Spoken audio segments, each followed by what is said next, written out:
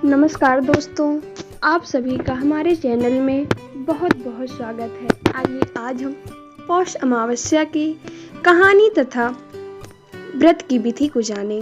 पौष अमावस्या के दिन श्रद्धा पूर्वक पितरों का श्राद्ध और पिंडदान करने से उन्हें पितृ योनि से मुक्ति मिल जाती है और मोक्ष की प्राप्ति होती है। बकुल अमावस्या के दिन गंगा स्नान करके पितरों को तर्पण करने से घर में सुख समृद्धि बढ़ती है। इसके साथ ही कुंडली में सभी प्रकार के दोष समाप्त हो जाते हैं। पौष अमावस्या के दिन पितरों की शांति के लिए व्रत रखना भी शुभ माना गया है। इस दिन यदि संभव हो तो सुबह गंगा नदी में स्नान करें या नहाने के पानी में गंगा जल मिलाएं।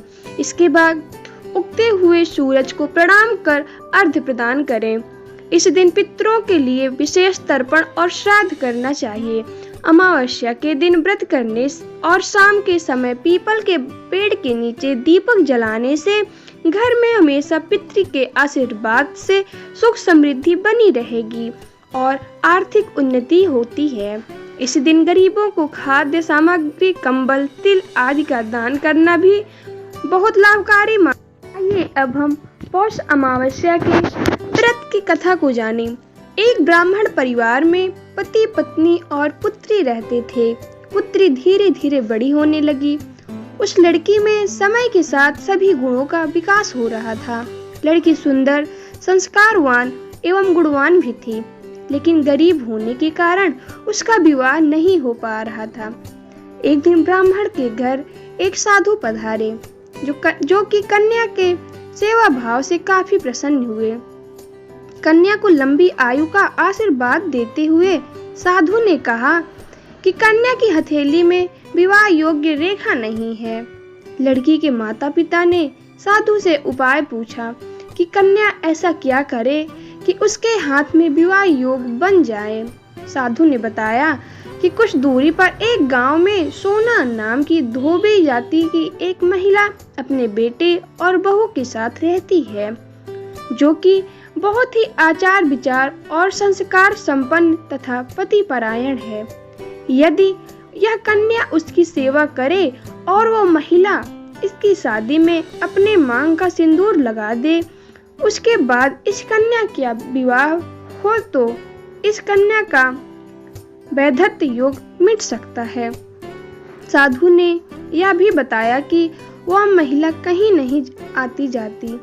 यह बात सुनकर ब्राह्मणी ने अपनी बेटी से धोबिन की सेवा करने की बात कही। कन्या तड़के ही उठकर सोना धोबिन के घर जाकर सफाई और अन्य सारे कार्य करके अपने घर वापस आ जाती। सोना धोबिन अपनी बहू से पूछती है कि तुम तो तड़के ही उठकर सारे काम कर लेती हो और पता भी नहीं चलता। बहू ने कहा कि माँ जी, मैंने तो सोचा कि आप ही सुबह उठकर सारे काम खुद ही खत्म कर लेती हैं। मैं तो देर से उठती हूँ।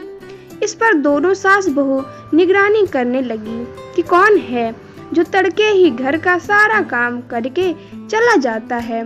कई दिनों के बाद धोबिन ने देखा कि एक कन्या मुंह अंधेरे घर में आती है और सारे काम करने के बाद चली जाती है।